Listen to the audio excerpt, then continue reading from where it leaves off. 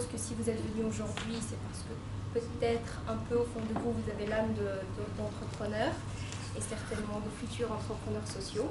Et ça tombe bien parce qu'on accueille aujourd'hui deux entrepreneurs sociaux, donc on a Corinne et Fanny.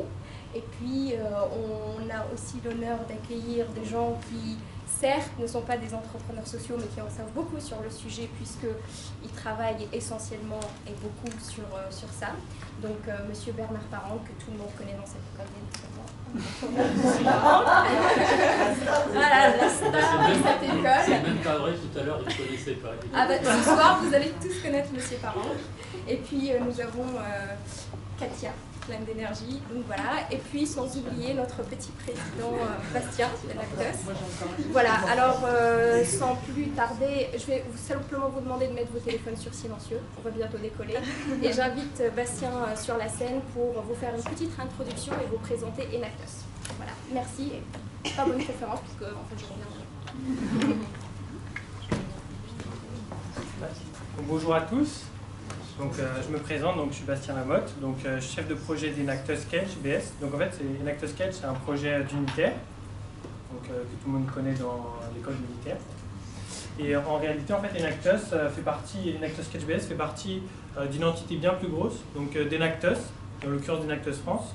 C'est une organisation mondiale et internationale qui œuvre justement pour réaliser des projets d'entrepreneuriat sociaux, donc parmi tout cursus. Voilà. Donc aussi une petite vidéo pour comprendre rapidement ce que les équipes Enactus font.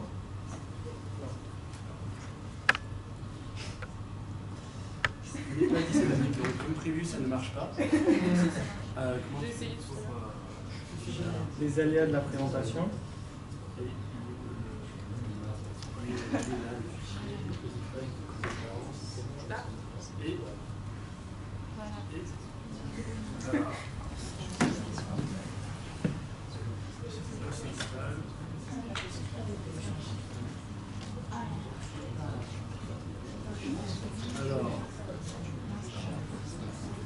T'inquiète, le son ne marche jamais dans cette salle.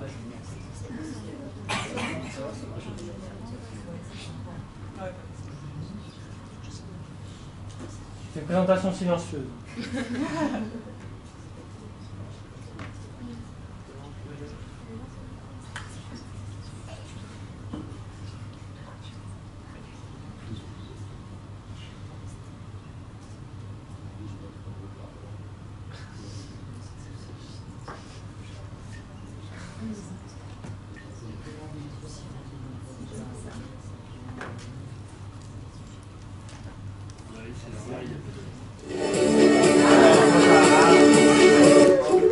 On va commencer. Voilà.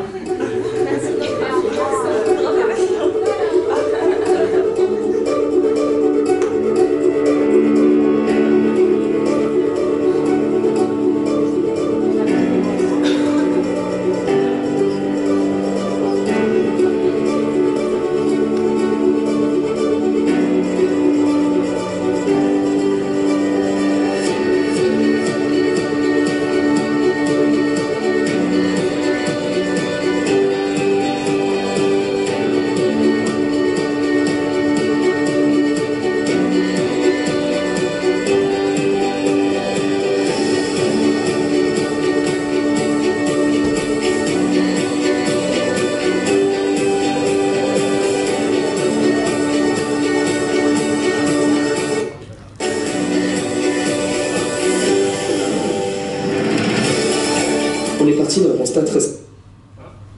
Donc voilà, petite présentation rapide pour vous expliquer ce que c'est globalement Enactus. Donc vous l'avez compris, en fait, Enactus, c'est avant tout une communauté en fait, d'étudiants qui réalisent des projets d'entrepreneuriat sociaux en équipe donc, durant leurs études. Donc c'est vraiment durant leurs études, c'est-à-dire c'est associatif. Donc, par exemple, moi, à la fin de la présentation, je vais devoir y aller parce que j'ai un partiel. Donc c'est vraiment, en fait, on essaie de créer des projets donc, durant nos études. Donc c'est ça qui est intéressant. Voilà. Donc Enactus, donc où est-ce que Enactus Sketch BS, nous en fait actuellement on a 3 projets, donc un de revalorisation mobilière qui s'appelle l'orphelinat, un projet qui s'appelle ETZ qui fait du coaching pour des anciennes victimes d'esclavage moderne. Et enfin, un projet qui s'appelle Le Bon Trottoir, qui est le développement d'une application smartphone pour fédérer une communauté. Et justement, ce dernier projet, en fait, il représente bien Enactus, car au fond, Enactus, comme je vous l'ai montré, c'est une communauté d'étudiants de tout cursus. Et ce qui était intéressant à voir, c'est qu'en fait, il y a des interactions entre les différents cursus. Des interactions entre le cursus ingénieur, entre les cursus universitaires ou encore d'école de commerce. Et justement, Le Bon Trottoir, cette application smartphone, on a besoin justement d'un cursus ingénieur pour compléter l'équipe et justement améliorer cette aventure entrepreneuriale. Voilà pour Enactus Sketch, ce que l'on fait toute l'année. Donc moi personnellement, Enactus ça m'a beaucoup apporté, simplement parce qu'avant d'arriver à l'école, j'avais clairement envie d'entreprendre, mais j'avais aucune idée de ce que c'était et j'avais même quelques idées dont j'étais même sûr que ça allait se créer à la fin de mes études. En arrivant à Enactus, ça a cassé cette illusion parce que j'ai pu justement mettre ces idées en pratique et en fait je me suis réalisé que sur le terrain c'était pas du tout ce qu'on pensait forcément en théorie et au final ça m'a appris pas mal de choses, notamment l'expérience terrain. Voilà. J'ai également appris, et je pense que c'est la vision d'Enactus Sketch d'aujourd'hui, c'est qu'en fait on se concentre sur la localité, c'est-à-dire qu'on essaie de changer les choses à notre échelle, donc au niveau local. Voilà. Donc je vous remercie et let the presentation begin. Alors effectivement, comme l'a précisé Bastien, donc en fait Enactus encourage les étudiants, donc en fait que ce soit des étudiants de l'école de commerce. À vrai dire, il faut savoir que même les grandes écoles telles que HEC ou ESSEC, d'ailleurs l'ESSEC c'était l'une des premières à lancer, à sensibiliser en fait ces étudiants concernant l'entrepreneuriat social, et donc suivi de très près par HEC, et puis ensuite ça s'est développé dans les autres écoles de commerce, écoles d'ingénieurs, universités et même les IAE, les instituts d'études c'est trop long. Enfin ouais. Donc voilà.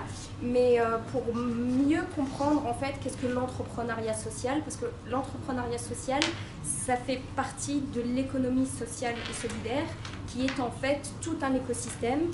Et je vais laisser la parole à Monsieur Parent pour qu'il puisse vous expliquer quel est cet écosystème, que vous puissiez resituer l'entrepreneuriat social pour son environnement. Voilà. Merci Monsieur Parent. Alors, je ne vais pas faire ce qui a été dit, non, parce que je ne vais pas le situer dans son contexte, dans son environnement.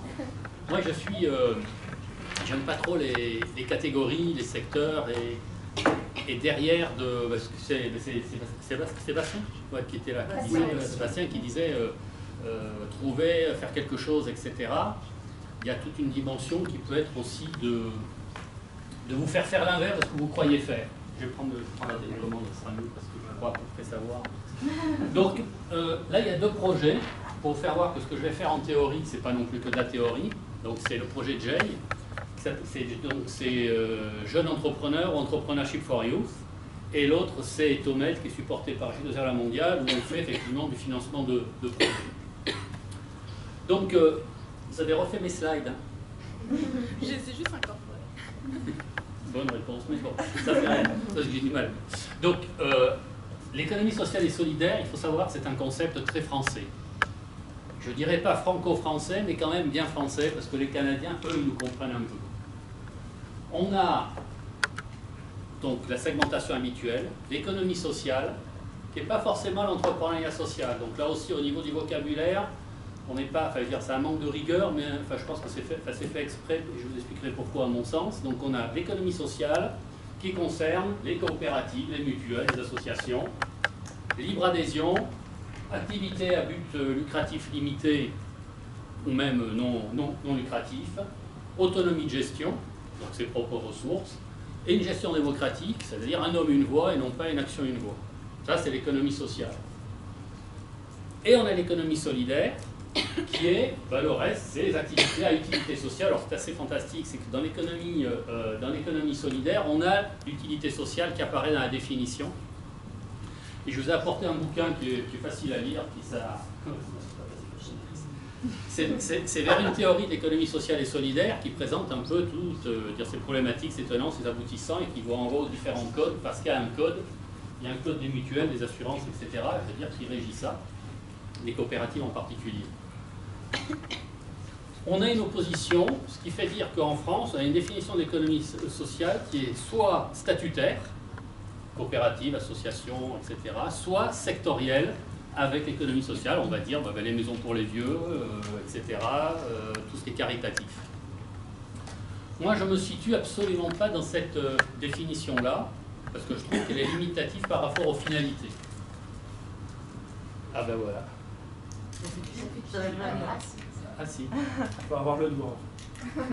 C'est pour ça que critiquez pas mon matériel, venez avec le vôtre. Waouh. Bon. En revanche, ce qui est certain, c'est que l'économie sociale et solidaire, donc ce concept français, à l'international, on parle en général d'économie solidaire ou d'entrepreneuriat social. Il n'y a pas ce rapprochement. Pourquoi en France on l'a construit? On l'a construit parce que ça vient de l'histoire du mouvement ouvrier populaire français. Donc c'est la fin du 19e, enfin milieu du 19e, fin du 19e, début du 20e, avec une vision qui était très alternative déjà, c'est-à-dire une recherche de champs d'expérimentation, réformer le système, atténuer ses effets négatifs. Et on retrouve quelque chose qui fait encore écho maintenant, hein, puisque comment réduire la pollution, comment lutter contre les gaz à effet de serre, etc. Mais d'autres qui proposaient aussi des alternatives, expérimenter autre chose. Quand je dis alternative, expérimenter autre chose, et quand je dis mouvement ouvrier, il ne faut pas croire que c'est uniquement le mouvement ouvrier dit révolutionnaire. Parce que dans ces mouvements alternatifs et d'expérimentation, on avait de très grosses entreprises, enfin, je ne sais pas ceux qui ont fait un peu d'histoire, Bentham avec les phalanstères, on avait Godin, le fabricant de poêles, on avait des gens comme Michelin, on avait aussi les compagnies des forges qui avaient essayé de mettre en place des systèmes où on installait des hôpitaux, on construisait les maisons, des écoles qui permettaient aux ouvriers, aux employés de se former, etc. Donc il y avait quand même dans cette optique-là des expérimentations. Il y avait aussi une coopérative sur les salins, je ne sais plus lesquels. Donc il y avait des expérimentations de faire une économie autrement, dont on a encore des traces à l'international. Actuellement, par exemple, on a la coopérative Mondragon dans les Pays Basques, dont la motivation de la coopérative Mondragon, ce n'était pas du tout de remettre en cause le système. Ça a été lancé par des curés qui voulaient maintenir l'emploi et l'activité de la vallée de Mondragon. Donc il y avait un enjeu territorial, local. Hein. On a John Lewis Partnership, hein, pour ceux qui voyagent un peu, vous allez à Londres, vous avez John Lewis. Il faut savoir que John Lewis est presque une coopérative, c'est un trust. John Lewis en 1900, a légué l'ensemble de sa fortune à ses salariés, la totalité. Mais comme il était il n'était pas complètement innocent, il a logé tout ça dans un trust, c'est-à-dire un trust est une structure qui effectivement appartient à ceux qui ont les titres, mais que vous ne pouvez pas vendre les actions. Mais ça vous donne droit à des dividendes prioritaires, et vous avez toute une structure de gouvernance avec des élections, ça va du magasin jusqu'à l'ensemble du groupe. Donc l'ESS, dès son origine, c'est un secteur d'expérimentation. Et moi, c'est cette dimension-là qui m'intéresse, plutôt que savoir si c'est des coopératives, plutôt que savoir si c'est dans les maisons de retraite ou les associations. Ce qui m'intéresse sont les projets qui expérimentent des alternatives. Après, on peut discuter des alternatives, c'est un autre problème.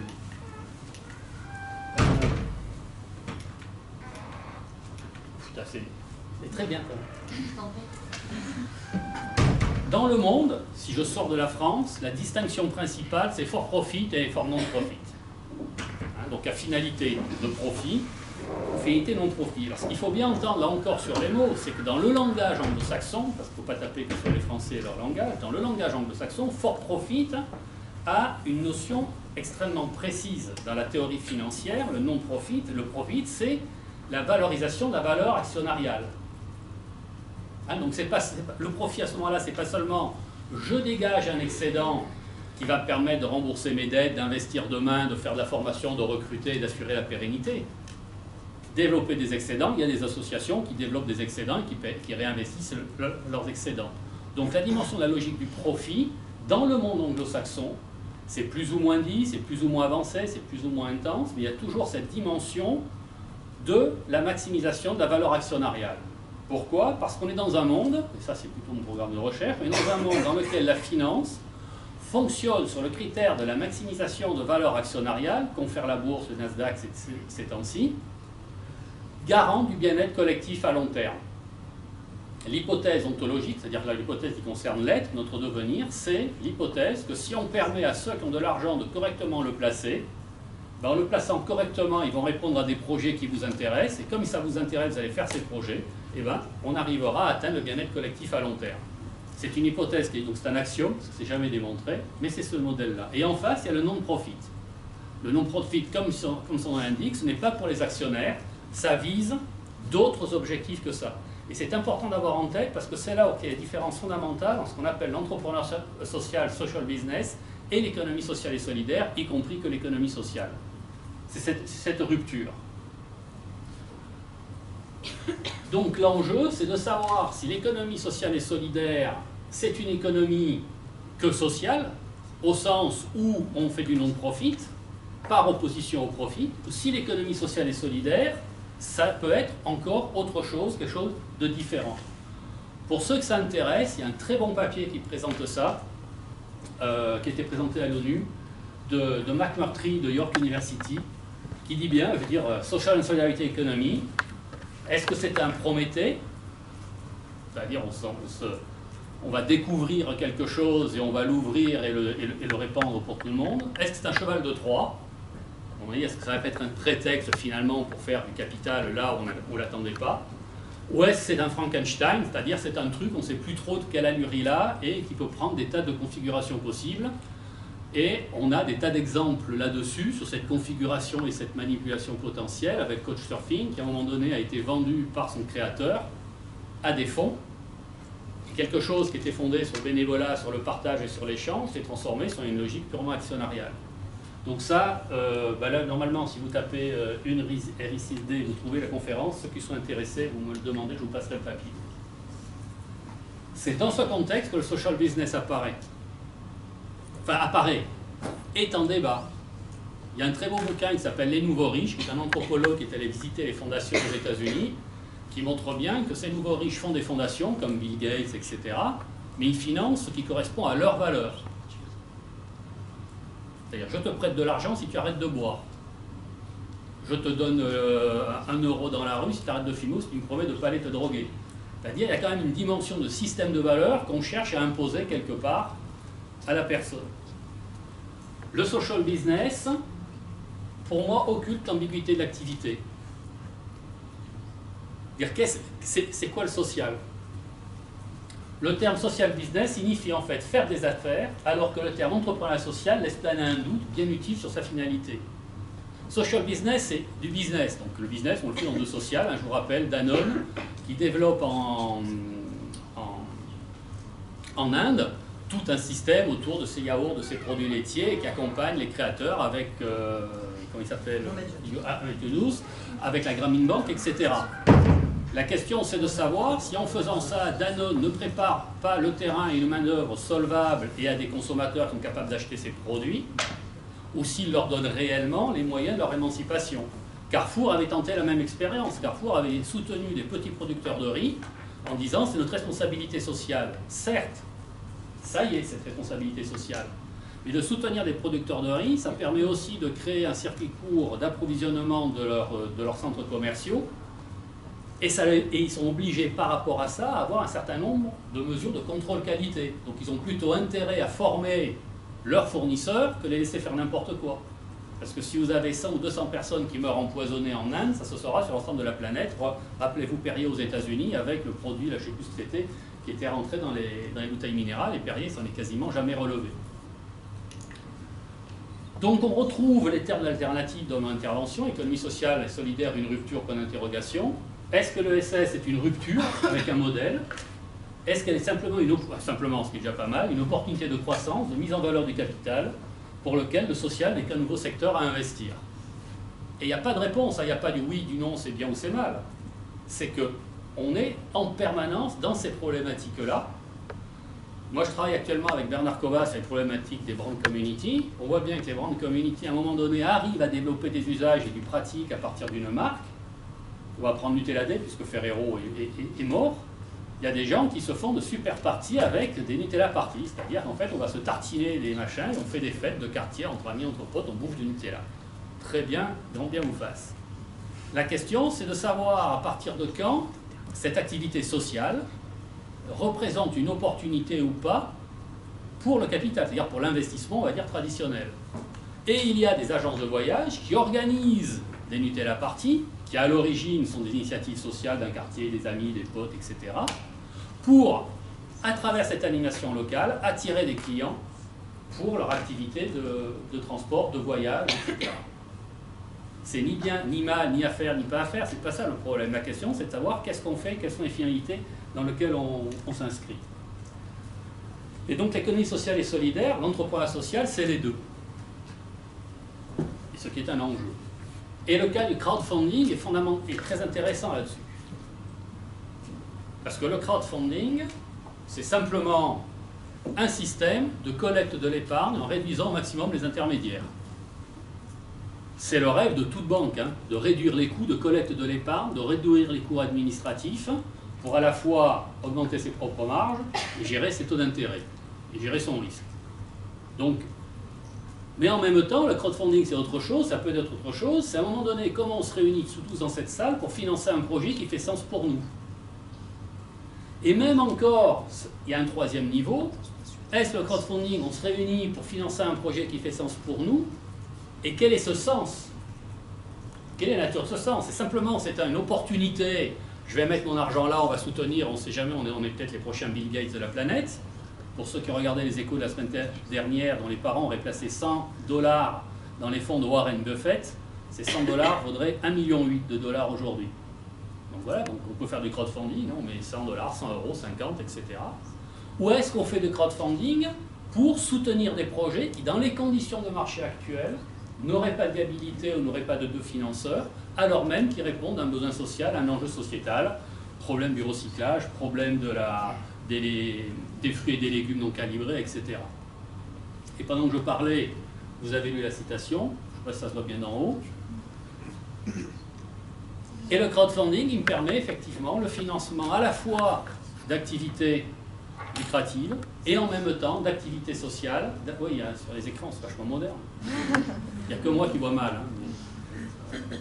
Même là, je n'arrive pas à y voir. Donc, alors, pourquoi je dis toutes ces interventions-là, c'est à questionner les alternatives et les ruptures.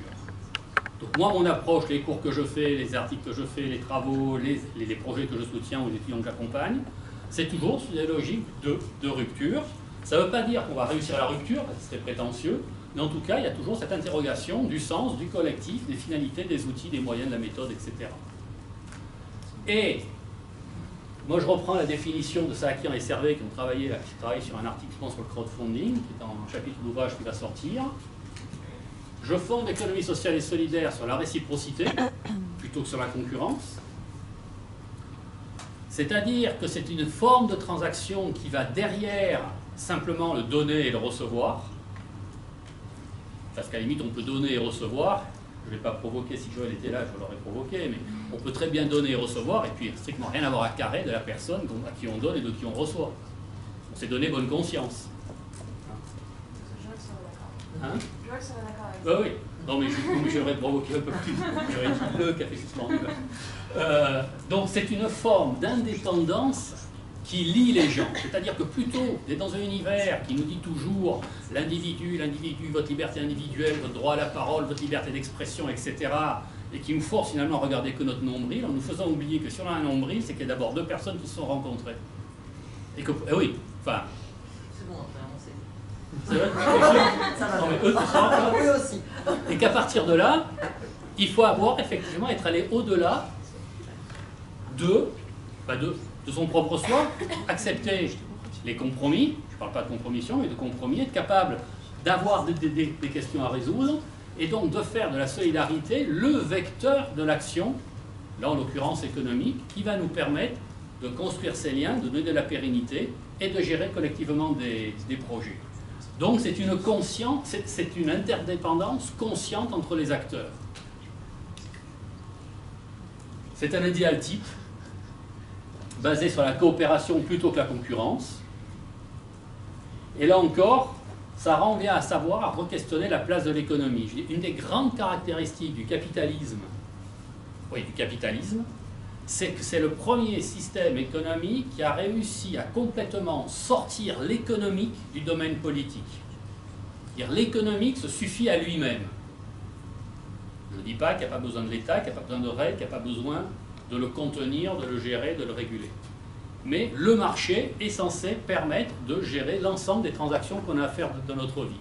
Là, je vous renvoie à un livre que je trouve excellent, qui est de Helen Maxine-Wood, sur l'Empire du Capital, qui explique, qui fait un peu l'histoire, qui compare le système de l'Empire britannique, les Belges, les Hollandais, les Français, et qui encore les Allemands, pour comprendre effectivement que l'économie est complètement sortie du social, alors que l'économie, qui a toujours été jusqu'il y a les 2 siècles, qu'un moyen de l'activité sociale et politique, c'est-à-dire du vivre ensemble.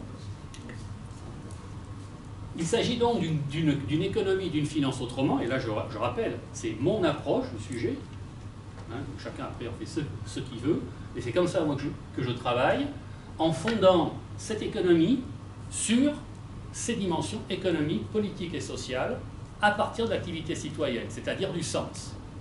On finance pour faire quoi? Pour faire comment? Avec qui? Il y avait deux... Ah ouais, ils ont été enlevés. Heureusement que je m'en souviens. Donc, le SS n'est pas forcément une rupture. Non, parce que du coup, le merci ne devrait pas apparaître comme ça. C'est pas grave. Le SS n'est pas forcément une rupture, mais elle porte ce potentiel de questionnement de ce monde et ses finalités. Et puisqu'il me reste 2 minutes, il y a 2 projets. Ouais, c'est ça, entre 15 et 20. Jay et Etomed. Donc, Etomed, c'est typiquement cette logique-là. Dire plutôt que d'aller présenter un projet dans le vocabulaire et le langage d'un banquier ou d'un investisseur et d'avoir des critères d'évaluation de cette organisation qui s'appelle l'entreprise qui correspond aux outils habituels qu'on a, de ROI, de retour, de remboursement, de solvabilité, de liquidité, on part de l'inverse, on part de projets qui sont inscrits sur un territoire, qui répondent à un enjeu territorial de développement. Tout développement a besoin de dégager des ressources et des revenus pour permettre ne serait-ce que de faire face à ces engagements et ne serait-ce que de croûter. Et on part à ce moment-là de quels sont les moyens qu'on a besoin de mobiliser pour créer une activité qui va générer ces revenus pour répondre à ces besoins-là.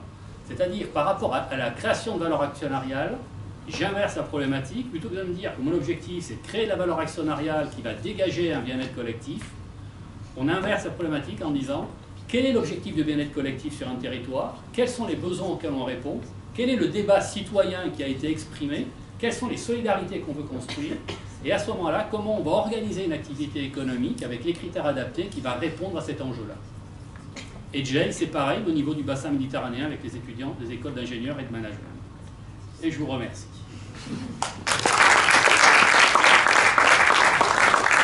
Merci, monsieur Parent.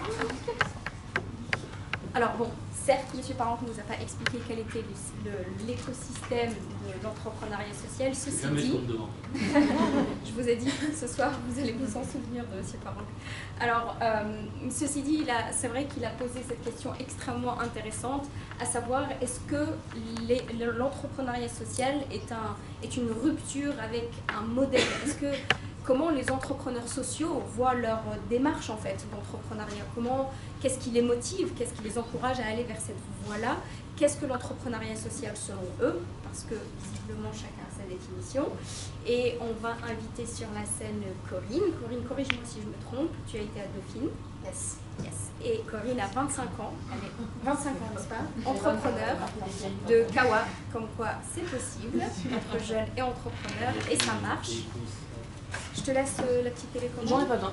Oh. J'ai pas préparé. Je vais donner à Ricardo parce qu'il a des doigts de Je crois qu'il y en a juste une après. Ah bah voilà, merde, il y a eu. Bonjour à tous. Au revoir. Au revoir. Donc je m'appelle Corinne, tu l'as dit, j'ai 25 ans. Et au sortir de Dauphine, j'aurais pu faire pas mal de trucs qui auraient parlé à la plupart des Français. J'aurais pu continuer à vendre des shampoings chez L'Oréal. J'aurais pu faire du marketing stratégique chez Orange, comme j'en ai fait un moment. J'aurais pu faire un peu de RP ou j'aurais pu faire du conseil dans des grandes entreprises. La plupart de ces métiers, tous les Français les comprennent, voient à peu près ce que c'est. Et en fait, au lieu de ça, ce qui fait mon quotidien, mes soirées, mes nuits, mes week-ends, c'est Kawa. C'est donc une entreprise sociale, une start-up sociale. Et ce qui est nécessaire, c'est à chaque fois de réexpliquer exactement ce qu'on fait. Alors, une start-up sociale, tu vois, c'est un mec qui a vu qu'il y avait un problème dans la société et qui s'est dit, il faut agir. Et on va essayer de créer un business pour pouvoir faire tout ça. Donc en fait, juste pour une micro-anecdote comme ça, l'autre fois j'étais dans le métro et je pense que ça a dû arriver à pas mal d'entre vous. Et j'étais en train de lire tranquillement mon bouquin. J'avais juste la tête dans mon bouquin, j'avais pas envie qu'on me parle. Et il y a un gars qui s'assoit à côté de moi et qui commence à discuter et qui est très intéressé par mon bouquin et qui commence à dire ouais, t'as l'air sympa, tu sais, les relations humaines, c'est important, etc. Donc moi j'avais deux options, grosso modo. Soit j'avais mon petit ange qui disait vas-y, fais ta BA, parle-lui, il a l'air d'avoir besoin de parler. Et mon petit démon à côté qui était là, alors ignore-le royalement, reste la tête dans ton bouquin, t'es peinarde, et si ça se trouve le mec est un psychopathe, donc en fait, ne lui parle pas. Résultat, je lui ai quand même parlé, le mec n'était pas du tout un psychopathe, il avait juste envie d'avoir un petit peu plus d'échanges que juste les personnes qui sont la tête dans leur bouquin ou sur leur téléphone en train de jouer. Mais sauf que la discussion a coupé assez rapidement court puisque je descendais 2 stations après. Bon, situation ultra banale qui a dû arriver à tout le monde, mais finalement qui pose pas mal de questions. Pourquoi est-ce qu'on a peur les uns des autres? Pourquoi est-ce que directement je me suis dit, de toute façon, le mec c'est un psychopathe? C'est bizarre quand même. Pourquoi est-ce que je me méfie directement de la personne que je croise? Pourquoi est-ce que la personne qui est à côté de moi, ça me paraît pas du tout naturel de lui parler? Et en fait, tout ça, c'est la question des liens entre les personnes, du lien social, et pour pas mal de personnes aussi de la question de la solitude. Le problème de la solitude, c'est que c'est pas tout à fait visible. C'est-à-dire que quand on croise quelqu'un ou quand on parle 2 minutes avec quelqu'un, on ne va pas se dire directement oh là là, qu'est-ce qu'il est seul celui-là. Franchement, c'est pas, enfin voilà, on le voit pas directement. Autre truc, c'est qu'on n'en parle pas tant que ça finalement. Les chiffres du chômage, on en entend parler quasiment tous les jours. Le gaspillage alimentaire, c'est important et on en entend beaucoup aussi parler, mais finalement, la solitude, c'est quelque chose qu'on ne connaît pas beaucoup, qui n'est pas très palpable. Est-ce que vous savez combien il y a de personnes qui sont effectivement seules en France? 8 millions. Des chiffres d'événements, personne. Ok, alors il y a 5 millions de personnes. Un peu pessimiste quand même, Fanny. Moi j'ai donné les chiffres du chômage et du RSA en même temps. C'est vrai que ça peut se recouper, mais il n'y a pas que ça. Donc en gros, en France, il y a 5 millions de personnes qui ont seulement 3 conversations personnelles par an. Conversation personnelle, c'est grosso modo quelque chose qui te touche. C'est pas quand tu vas à la boulangerie et que tu demandes une baguette, c'est pas tout à fait une conversation personnelle. Ça fait une conversation qui compte pour 5 millions de personnes tous les 122 jours, grosso modo. Waouh! Et au-delà de cette solitude qui est effective, on a 13 millions de Français qui disent se sentir seuls. C'est-à-dire qu'ils disent, bon j'ai personne à qui parler de mes problèmes, enfin vraiment d'un problème spécifique, etc. Il n'y a pas grand monde qui peut me répondre. Et donc là, on fait quoi pour ces 18 millions de personnes? Je sais pas, vous pourrez peut-être me dire, je sais pas, il y a les réseaux sociaux aujourd'hui, facile. Ouais, c'est vrai qu'il y a les réseaux sociaux. Il y a Internet, on a des dizaines et des dizaines de manières de communiquer. On s'envoie des mails, des SMS, des chats, on tweet, on machin, etc. Trop cool. Sauf qu'en fait, il y a quand même pas mal de stats aussi qui sont assez drôles sur Internet. Il y en a beaucoup qui disent, ouais, on est connecté tout le temps. On est connecté, est-ce qu'on est directement relié? C'est pas forcément évident toujours. Et donc, en fait, par exemple, pour en donner qu'une seule, je crois qu'il y a des stats qui existent sur Facebook, notamment, vous ferez le calcul après en ce qui vous concerne, on a des relations soutenues avec 5% de nos amis Facebook. Chacun l'a fait le petit calcul. Moi, j'ai des amis Facebook. C'est des moyennes forcément, donc ça ne concerne pas tout le monde, mais c'est quand même assez révélateur. Et puis après, il y a aussi d'autres sociologues qui ont dit que finalement, Facebook c'est très bien, mais en fait, plutôt que d'amenuiser les inégalités, ça les agrandit. C'est-à-dire que quelqu'un qui avait déjà plein d'amis avant d'avoir Facebook, Facebook lui va lui apporter encore plus d'amis, mais c'est pas le cas de ceux qui n'ont pas beaucoup d'amis. Donc voilà, alors ça c'était tout le pitch un petit peu badant sur la solitude, mais finalement c'est parti de ça en fait, c'est parti de tous ces constats. Kawa, c'est en fait un projet maintenant sur lequel on travaille depuis 1 an et demi avec 4 personnes, Jennifer, Alexis, Aurélien et Kevin. Vous ne connaissez pas encore, mais c'est pas grave, peut-être qu'un jour vous les connaîtrez. C'était juste pour les citer. Et donc en fait Kawa, le but c'est juste de se dire on va se servir des outils numériques pour pouvoir créer du lien social dans la vie réelle, pour pouvoir se rencontrer dans la vie réelle et pour pouvoir développer, préserver, créer du lien social entre les personnes. Donc Kawa c'est parti en fait d'une expérimentation il y a 1 an et demi à Boulogne-Billancourt, ceux que ça intéresse. Et donc en fait on s'était dit on va juste donner rendez-vous à des personnes dans un café, un jour, 1 heure dans un café autour d'un thème. C'est tout. Et ça, ce rendez-vous il va être à l'initiative d'une personne qu'on va appeler un créateur de liens.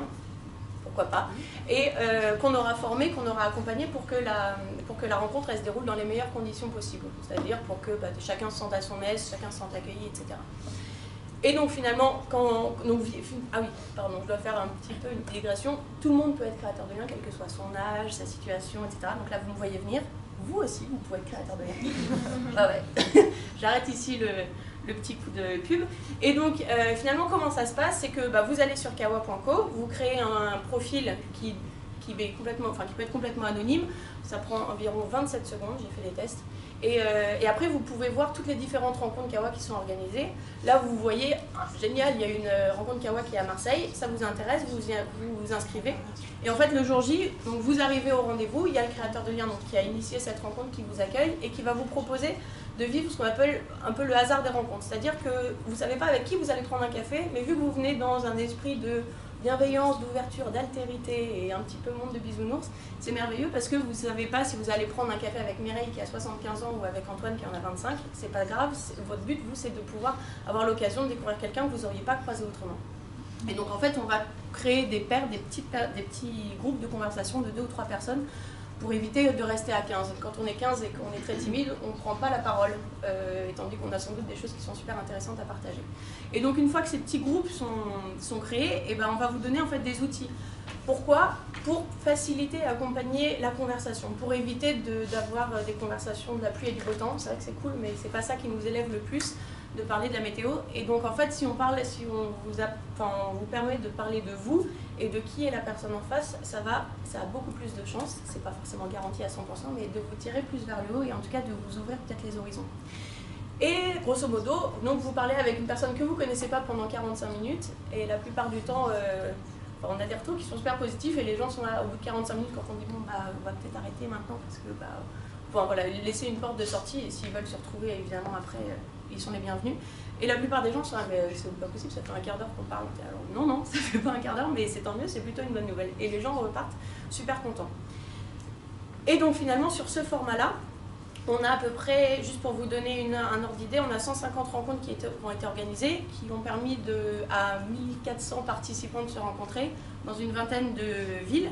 Il y en a pas mal en région parisienne, mais il y en a déjà eu à Marseille, merci Fanny d'ailleurs. Et il y en a eu aussi, à Erevan en Arménie. Enfin, il y a des trucs qui nous échappent un peu, mais c'est justement ça qui est assez cool, c'est que le but c'est que ça se construise sur une communauté de personnes qui sont volontaires. Et le truc aussi, c'est que tout à l'heure je vous ai parlé de la solitude, mais Kawa, ça se veut complètement inclusif et non stigmatisant, parce que sinon on fonce dans le mur clairement. Et donc c'est non seulement pour les personnes qui sont seules, qui se sentent seules, mais c'est aussi pour les personnes qui ont plein d'amis et qui veulent peut-être vivre une expérience humaine qui sera un peu différente, qu'ils n'ont pas l'occasion de vivre tous les jours, et ou qui ont peut-être envie de discuter d'un sujet en particulier, etc. Donc finalement, organiser ces rencontres, former les gens, les accompagner, etc. Ça demande pas mal de boulot. C'est le propre quand même de l'entrepreneuriat, c'est qu'on aime ce qu'on fait et donc on se défonce pour le faire. Et en fait, que ce soit dans l'entrepreneuriat classique, entre guillemets, ou dans l'entrepreneuriat social, il y a beaucoup de choses il y a beaucoup de structures qui sont là aujourd'hui pour accompagner les entrepreneurs. Et notamment, en fait, nous, avec Kawa, on a eu la chance d'être accompagnés par le SenseCube, qui est en fait l'accélérateur de start-up social de Make Sense. Tout le monde connaît Make Sense ici ou oui, on les a eu en cours. Ouais, il paraît que Christian est passé entre ces murs, donc... clairement, il parle là, c'est sûr même. Qu'est-ce qu'il y a? C'est un des fondateurs des Tomèdes, je vais vous le dire. D'accord. Ok. On va tous les deux. C'est vrai. Bon bah voilà, donc il a laissé un beau souvenir, merveilleux. Et donc il y a de mai à novembre dernier, on était accompagnés donc par le SenseCube. On a eu de la formation, du mentorat et beaucoup de mise en réseau.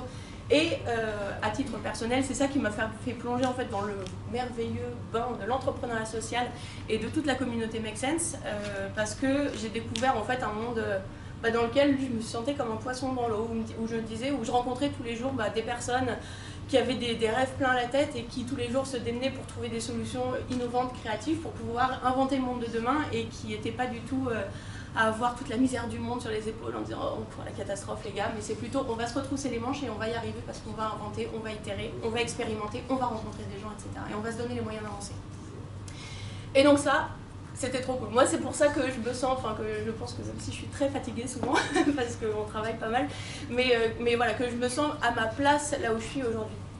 Et en fait, donc on travaille pas mal, et je pense que comme pas mal d'entrepreneurs, en fait, moi j'ai l'impression aujourd'hui d'être un peu une sorte de femme orchestre. C'est-à-dire que je suis en formation continue, j'ai appris à faire de la stratégie de développement web et mobile. Ok, j'ai appris à faire, des RP, du community development, de la strat, de la formation, de l'animation, etc. J'ai appris à faire plein de trucs.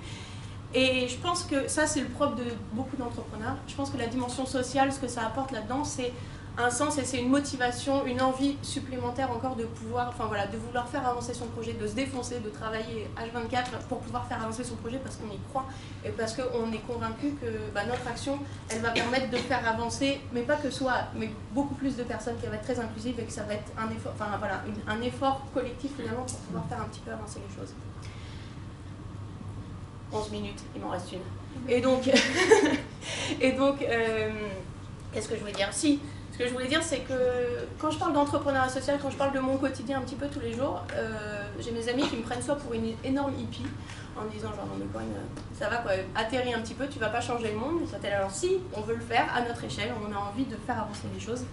Ou sinon ils me prennent pour une nana qui glande sur Facebook pendant toute la journée, mais de fait c'est devenu un de mes outils de travail, donc c'est sympa aussi. Et en fait, si la question qui se pose, est-ce que c'est facile tous les jours? Clairement pas du tout, mais c'est parce qu'on a cette envie et cette communauté qui est derrière, qui permet d'avancer. Est-ce que dans 10 ans je ferai encore ça? J'en sais rien, j'espère, parce que ça me plaît, mais on verra bien là où la vie va nous porter. Et il y a quand même un truc, c'est ce qui donne vraiment, genre ce qui me motive tous les jours, je pense que c'est que quand je parle du projet, et je pense que tous les entrepreneurs sociaux incarnent beaucoup leur projet, c'est de voir les gens qui adhèrent, qui comprennent, qui trouvent que c'est super, qui deviennent sponsors de l'idée. C'est de voir que Monique et Kevin, qui ont 40 ans d'écart et qui ont pris un café ensemble, ont trouvé que c'était extraordinaire de se rencontrer, qu'ils ont trouvé des points communs. C'était là genre, ok, trop cool. Ou c'est de voir des personnes qui aussi, petit à petit, grâce à ce projet, parce qu'elles s'impliquent, etc., elles prennent confiance en elles, tandis que, enfin voilà, et c'est les retours qu'on a eus et qui, te donnent une dose de motivation, de folie pour pouvoir continuer à avancer. Et enfin, c'est le genre d'initiative qui, out of nowhere, qui arrive. Et donc tout à l'heure je parlais de l'Arménie, et typiquement en Arménie en fait on a 100 personnes déjà qui ont participé à des kawa et qui trouvent que c'est extraordinaire, donc moi je suis là genre trop cool, et qui ont décidé de lancer le kawa de la francophonie. Alors attention, voilà, grosse annonce. Le 14 mars, c'est le début de la semaine de la francophonie, et en fait ils ont décidé de lancer un mouvement, de dire on va organiser des kawas un peu partout dans le monde autour de la culture française, de la francophonie, etc. Et donc si vous voulez en organiser un à Marseille, surtout, n'hésitez pas.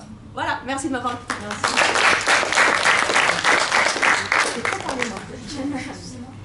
J'ai juste une petite question. C'est une super initiative, mais je me demandais comment vous viviez de votre projet. On ne sait pas, je mange des pâtes. En fait, on est aujourd'hui, on a décidé en fait. Enfin, moi j'ai rejoint le projet au moment où il y avait deux solutions. Soit c'était, ça reste une petite association, ça reste très local, etc. Ce qui est très bien, mais on avait envie d'aller plus loin. Donc soit on mettait les moyens, on en faisait une entreprise avec un projet, avec des moyens, avec des ressources, etc. Donc le premier, c'est qu'on a commencé par lever de l'argent. On a de la chance d'avoir des personnes qui ont des réseaux assez importants dans l'équipe et donc qui permettent, enfin voilà, c'est une vraie chance et que toutes les startups sociales n'ont pas forcément. Donc pour l'instant, en fait, on vit pour l'instant sur une levée de fonds et sur des prestats aussi, parce qu'il y a pas mal d'associations ou de structures un petit peu annexes, des espaces de coworking, des instituts, etc., qui ont trouvé au travers du format qu'on a créé des réponses en fait à leurs problématiques propres. Par exemple, pour donner un exemple, là en ce moment il y a Aurélien qui est en train d'en animer un à Paris, c'est un espace de coworking qui dit en fait c'est trop con, il y a plein de gens qui travaillent les uns à côté des autres aujourd'hui mais qui finalement n'ont aucune interaction, tandis que si on arrive à faire en sorte que les gens interagissent, ils se sentiront mieux dans ce taf et il y aura une vraie émulation au sein de cet espace. Donc ça c'est des prestats payantes qu'on fait, où on forme les gens, etc., et où on les suit sur le long terme. Mais c'est une goutte d'eau, on est d'accord. Et en fait, là, la grande question du business model, j'étais sûre que sinon ça allait sortir, donc je vous le balance si vous voulez, c'est en fait de pouvoir offrir des outils online pour pouvoir faciliter la rencontre offline. Et notamment, par exemple, sur le coût des associations, en France, tu as 1,3 million d'associations qui sont actives et qui n'ont pas pris le tournant du numérique, ou enfin, la plupart en tout cas sont encore sur des manières de gérer un peu archaïques et qui pourraient être facilitées. Et en fait, si on arrive à leur faciliter tout ce pan de la gestion, etc., d'organisation, de gestion de recrutement, d'adhésion des membres, etc., ça leur permettra, elles, peut-être de pouvoir plus se concentrer sur leur cœur d'activité, entre guillemets, qui est beaucoup plus l'animation au profit de leurs bénéficiaires. Et donc, dans ce cas-là, dynamiser localement la vie. Vous avez d'autres questions? Ou ma réponse était super claire.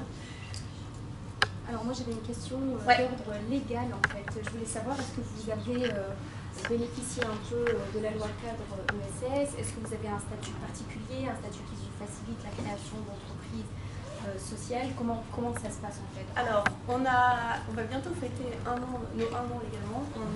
Et en fait, on a créé nos statuts, notamment au regard de la loi qui était en cours, qui était en train d'être votée. Et donc, on est agréé entreprise solidaire. Ce qui, pour être tout à fait honnête, moi je ne sais pas encore exactement, à part la légitimité, ce que ça apporte, mais je pense que c'est aussi beaucoup de pédagogie à faire du côté de tous les interlocuteurs potentiels, etc. Donc voilà, on est une SAS agréée entreprise solidaire. D'accord. Est-ce que tu ne penses pas que ce genre de statut, c'est vrai que justement on peut se demander, est-ce que ça a vraiment des retombées positives, est-ce que ça aide, est-ce que ça vous permet de différencier des entreprises classiques? Est-ce que tu ne penses pas que, par exemple, tu m'as dit pour l'instant tu ne vois pas trop ce que ça peut vous apporter, peut-être oui, vos partenaires de travail, mais en termes de clients, les bénéficiaires, disons, de vos services, est-ce que c'est pas plus intéressant pour vous d'avoir cette appellation? Comme ça vous donne une certaine légitimité envers les gens. En fait, on est toujours complètement transparent sur ce qu'on fait et ce que je vous ai expliqué là, en fait, on l'explique aussi à tous ceux qui nous posent la question. Il y en a pour qui ça passe à 10 000 lieues au-dessus et donc dans ce cas-là, s'ils veulent avoir l'information, évidemment, on la demande.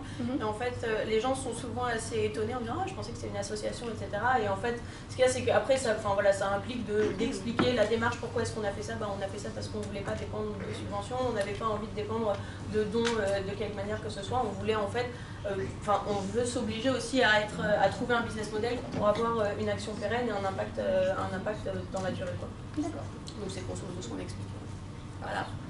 Est-ce que vous avez d'autres questions? Est-ce que vous avez un challenge en particulier en ce moment? On a des milliards de challenges en particulier en ce moment. Le challenge, en fait, le plus gros projet là sur lequel on est, c'est justement pouvoir développer l'app. Parce que, en fait, on est en train de développer à la fois une nouvelle plateforme pour pas rester sur le site actuel qu'on a, que vous pouvez aller voir, kawa.co, si vous voulez, avec 2A. Et en fait, c'est de pouvoir faire en sorte de créer beaucoup plus facilement, le challenge de la plateforme, c'est de pouvoir induire de la récurrence dans les rencontres. Aujourd'hui, c'est quelque chose qui se fait un peu à la mano, qui se fait à chaque fois au bon vouloir des créateurs de liens, des organisateurs des rencontres, etc. Et le but, c'est de pouvoir faire un peu plus d'empowerment que ce qu'on fait aujourd'hui, c'est-à-dire de dire, sur la plateforme, à partir d'une rencontre, tu peux en proposer une autre, etc. Et donc, en fait, baisser toutes les barrières qu'il y a potentiellement à la création de nouvelles rencontres et qui vont permettre de créer du lien social dans la durée. C'est ça. Les gros challenges, c'est aller sur le mobile et créer la nouvelle app avec la nouvelle plateforme avec toutes les fonctionnalités. Ouais. Et développer une appli mobile, ça vous coûterait combien à peu près? Combien ça nous coûte? Je pense que... Attends, j'ai pas envie de te dire de bêtises, mais je pense qu'on est sur environ entre 30 et 40 K. Grosso modo. Ouais. Quand même. Ouais. Un salarié qui revient plus payé. Ouais. Mais en même temps, il faut se donner les moyens. C'est toujours la même chose, c'est de se dire que soit on reste à bidouiller, etc., et à faire du truc. Et en fait, on pourrait développer une app, genre une micro-app avec un hackathon ou n'importe quoi. Mais en fait, le risque, c'est de mettre à chaque fois des bouts de ficelle, et de se dire, donc il vaut peut-être mieux, se lancer dans le bain au risque de se prendre un mur à un moment, mais le plus tard possible. Et on verra bien ce que ça va donner, quoi. Voilà. Est-ce que vous avez pensé à faire appel, par exemple, à des subventions ou à profiter du dispositif NACRE, par exemple, ou des choses comme ça? Ou est-ce que c'est Make Sense qui s'occupe de tout, en fait? Ah non, Make Sense ne s'occupe pas du tout de tout. Et heureusement, parce qu'on n'a pas besoin d'une maman, c'est notre boulot aussi de le faire. Ouais. En fait, il y a pas mal d'appels à projets, etc. Sur les subventions, en fait, souvent c'est plus compliqué parce que de façon assez paradoxale, je veux dire, finalement, souvent on rentre moins dans les cases avec justement le statut de SAS par rapport à un statut associatif. C'est beaucoup plus compliqué, les mecs vont pas comprendre, ou sinon sur les subventions, en fait, ils vont demander directement une mesure d'impact. Et ce qu'il y a, c'est que nous, ce que je vous disais tout à l'heure, c'est qu'on veut que ce soit le plus inclusif possible, que ce soit non seulement pour les personnes qui sont seules, mais aussi pour les personnes qui ne sont pas seules. Et en fait, ce qu'il y a, c'est que les subventions vont te demander, alors, c'est qui tes bénéficiaires? Est-ce que tu vas voir les petites mamies qui sont toutes seules et tu mets toutes les petites mamies ensemble et tout ça? Toi, t'es genre, non, en fait, c'est pas notre but. Ah bah ouais, mais dans ce cas-là, t'es mignon, mais ton impact social, machin. Donc en fait, c'est plus des visions qui vont être... Nous, on va pas du tout être dans la vision très charité, etc., aller prendre les gens par la main, mais c'est beaucoup plus sur empowerment, etc. Et donc, je pense qu'on a du mal à rentrer exactement dans les cases. Donc on trouve des manières alternatives, on lève des fonds auprès d'investisseurs privés qui voient aussi directement le business qu'il peut y avoir derrière, parce que dans le social business, il y a business aussi, et c'est super important de pouvoir intégrer ça. Et donc voilà, donc on trouve, du côté des subventions publiques, il y a pas beaucoup, on a été soutenu, enfin on est soutenu quand même par un conseil général, mais pas autant que ce qu'on voulait. Donc voilà. Très bien. Est-ce que vous avez d'autres questions? N'hésitez pas, c'est le moment. Ouais. Quelle est la prochaine étape? Parce qu'on parlait vous avez parlé de l'Arménie. Est-ce que Kawa, ça veut dire que c'est internationalisé? Bah, en fait, ce qu'il y a, c'est que c'est vraiment genre les heureux hasards, tu vois. L'Arménie, c'est parce que Pierre, un gars du Mans, a découvert Kawa, il a trouvé ça trop cool, il l'a lancé au Mans, ça a fait un énorme truc, genre il y avait 30 personnes, tandis que d'habitude on a 8. Et après, en fait, il est parti juste en service volontaire européen en Arménie, et il est trop en soif de projet, et il avait rencontré donc, des personnes sur place. Il s'est rendu compte que les gens ne se parlaient pas et qu'ils étaient tout le temps sur Facebook et tout ça. Il a proposé juste de faire un débat sur est-ce que l'Internet, constructeur ou destructeur de liens sociaux. Moi, il m'avait invité en tant que speaker parce qu'il me connaissait, etc. Et en fait, c'est pendant le débat qu'il y a quelqu'un qui a fait, franchement, c'est trop con, mais pourquoi est-ce qu'on ne fait pas un Kawa ici? Et c'est parti de là. Tandis que c'est jamais, à aucun moment, c'est moi qui ai été sponsor en disant bon Pierre, s'il te plaît, lance le Kawa en Arménie. C'était pas du tout ça. Et en fait, là par exemple, je vais vous parler de la journée du Kawa de la francophonie. Et par exemple, il y a des trucs vraiment qui nous sortent, qui sont en dehors de nos. C'est pas nous qui les décidons, mais il y a une nana qui va le lancer à Calcutta. Et il y en aura un à Montréal en avril, il y en a un à Mexico qui va être lancé en même temps. Il y a des trucs comme ça où, vu que c'est justement sur. L'idée c'est que tous ceux qui le souhaitent s'emparent du format, sont formés parce que c'est eux, si ça leur tient à cœur, justement qu'ils le fassent et nous on est là pour les accompagner. Donc on ne va pas aller démarcher des gens pour le faire, mais par contre que tous ceux qui le souhaitent, qu'on puisse répondre et les accompagner. Donc oui, à un moment, évidemment, on veut que ça profite au plus grand nombre et que dans tous les pays où ça fait sens de créer justement ce lien social qui est manquant, on veut pouvoir y être. Après, on verra bien. On n'a pas encore des ambitions. C'est 2017, ça serait bien.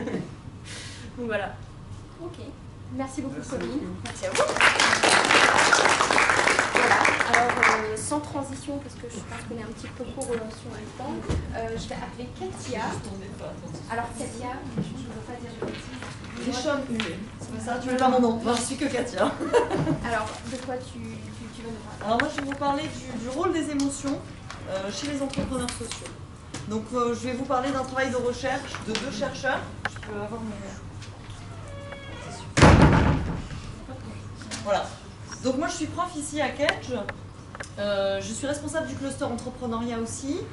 Je travaille accessoirement avec pas mal de mes collègues, dont notamment Bernard, au moins dans les échanges, pas toujours des choses formalisées, mais on essaye de travailler ensemble en lien pour vous, globalement, puisqu'on parle de passion.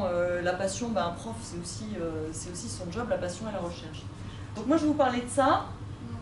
Ah, il n'y est pas du coup, ouais, faut que tu passes, s'il te plaît. Il est juste de l'autre côté, c'est pas grave. Non, c'est toi, mais parce que, en fait, il faut le mien. Elle a eu raison, parce qu'on a saboté ta peur. Juste mets-le en diapo. Merci, voilà. Donc du coup, il a pas pu toucher. Donc, moi, je vais vous parler de 2 choses ici. Les émotions et de l'entrepreneur social chez Ashoka. Donc pourquoi Ashoka? Parce qu'on a cherché une base de données dans laquelle on pouvait trouver des entrepreneurs sociaux avérés. C'est-à-dire qu'on n'allait pas commencer à jouer dans les définitions. On voulait que ces entrepreneurs sociaux soient identifiés. J'ai travaillé avec Virginie Vial, que vous avez de l'autre côté, et on est très fiers de ce papier. On a eu un Best Paper Award international, c'est-à-dire on l'a présenté en Nouvelle-Zélande, et on a gagné le Best Paper Award de toute la conférence, plus du track. Donc c'était une grande fierté pour nous. Pourquoi? Parce que c'est quelque chose qui intéresse globalement personne, normalement. L'entrepreneuriat, ça n'intéresse personne. En gestion, l'entrepreneuriat, c'est pas sérieux. L'entrepreneuriat social, déjà l'entrepreneuriat, c'est pas sérieux. Alors l'entrepreneuriat social, aller s'occuper des gens, faites pas de la RH déjà, voilà, donc c'était d'autant plus. Et puis alors en plus l'émotion, les émotions, de la psycho, de la philo, de quoi vous êtes en train de parler.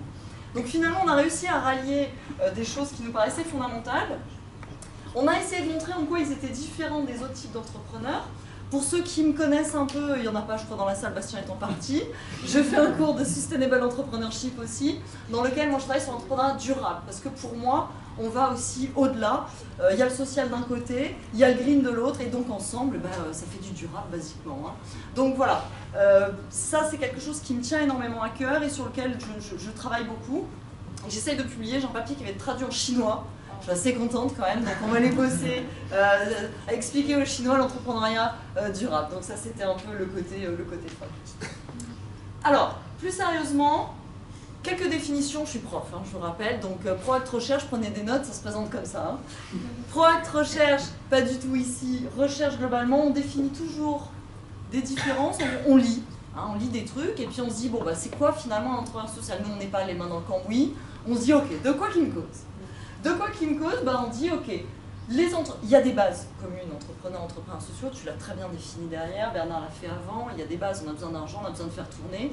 La différence avec le social business, la différence avec toutes tes problématiques derrière de définition, en tant que Français, trouver quelque chose qui parle au monde entier, c'était pas évident. L'économie sociale et solidaire, je te rejoins, c'est même pas la peine d'essayer de le vendre au niveau international. On a basculé tout de suite sur du social entrepreneurship. C'est pour ça que je ne bouge pas trop non plus mon sustainable entrepreneurship. Je le vends pas autrement parce qu'il y a que ces mots-là qui comprennent. Donc pas bouger, bien dans les normes, mainstream. Hein. En revanche, derrière, on bouge un peu plus en disant, ok, qu'est-ce qu'on sait ? On sait que les entrepreneurs sociaux ont des différences, notamment la conscience d'avoir une finalité sociale. Ça peut paraître évident, dit comme ça, mais je vais vous faire mon Vandame avec être aware, hein, derrière.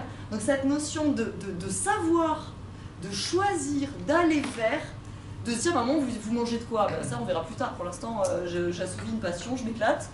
A priori, elle mange quand même, hein, elle n'avait pas l'air, elle n'a rien demandé. Donc l'idée, globalement, c'est, oui, j'ai une entreprise, mais je veux faire du social. Ça, c'est mon trip. Je veux répondre à un problème social précis, c'est exactement ce qu'elle a dit, et je pense que c'est ce que tu diras derrière. J'ai vu des barrières, quelles qu'elles soient, donc on peut avoir des barrières institutionnelles, tu vas parler d'autres types de barrières, la solitude, ne pas pouvoir aller vers l'autre, pour X raisons. Deuxième dimension, là on a des économistes du développement qui travaillent sur les problèmes humains. Les problèmes humains, on a une super nana qui s'appelle Estelle Duflo, qui est française, qui fait un travail extraordinaire à l'international dont personne ne parle jamais. Donc on va chercher là encore des Anglais, hein, ils sont bien meilleurs. Donc Nussbaum et Sen, qui travaillent sur le développement humain et ce sont deux femmes. Enfin, c'est une femme, Nussbaum, Sen, je sais plus, un prix Nobel, Sen, accessoirement, qui ont dit... On pose les mauvaises questions. Pour répondre à des besoins, on pose des mauvaises questions. Demander à quelqu'un ce qu'il veut faire, c'est un peu crétin. Il faut lui demander à un moment donné aussi ce qu'il peut faire. Ce qu'il peut faire par rapport à des contraintes. Quand je fais des cours, parfois d'abord très souvent, je me suis positionnée en franco-français sans m'en rendre compte. Oui, alors il se passe ça, ça et ça. Puis un coup, j'ai un étudiant qui a levé la main, il dit, excusez-moi, moi je suis palestinien. Oh merde, alors la Palestine, c'est pas pareil. Tout ce que je suis en train de vous dire, ça va marcher tout à fait de la même manière. Comment on fait, comment ça fonctionne. Et là, d'un coup, le contexte. Comment est-ce qu'on travaille derrière? Et elle, ce qu'elle dit, quelque chose d'extraordinaire, c'est qu'il y a 10 libertés substantielles. 10 libertés, ce qu'elle appelle des capabilités. Hein, il y a les capacités, mais il y a les capabilités. Par exemple, vivre une vie d'une durée normale. Et nous, c'est pas évident. Moi, j'espère la durée de vie des femmes, je vais vous faire chier un moment. Hein. Je suis là jusqu'à au moins 65 ans, peut-être plus. Et mon mari, lui, c'est bien 90 ans. Normalement, il meurt avant, tellement il a craqué. Hein. Ça, c'est une vie normale en France. Vous dites ça Palestine, vous dites ça Pakistan, j'ai rien contre l'épée, hein, je sais pas, pas la même chose. Femme, ah puis je suis une femme, vous avez vu, vous, c'est pas normal, j'ai le droit de parler, hein, ouais. Je suis là, je vis à peine. Je vis à Kedge en plus, je vis une vie relativement, je sais que je vais avoir une durée de vie relativement normale, normale 80 ans, normale 80 ans partout dans le monde, à réfléchir. Tout ça, tout ce qu'elle propose, santé du corps, intégrité corporelle, le sens, pouvoir utiliser le sens, pouvoir jouer, avoir le droit de jouer, hein, ça renvoie à tout un tas de trucs. Alors là, on parle de serious game, de mettez du digital, machin. Oui, à condition que j'ai le droit de jouer, que je puisse toucher un truc. Hein, je veux dire, il y a des gamins, ils travaillent à la place. Ce que je dis à ma fille quand elle veut changer de t-shirt. T'as bossé? Tu veux te le fabriquer ou t'as 12 ans maintenant? T'as le droit. Hein, donc concrètement, attention, de quoi on parle, dans quel pays on est, et quelles sont les capacités des gens auxquels on s'adresse. On fait de l'entrepreneuriat social à l'international, on est vite ridicule, hein, avec son mode de fonctionnement.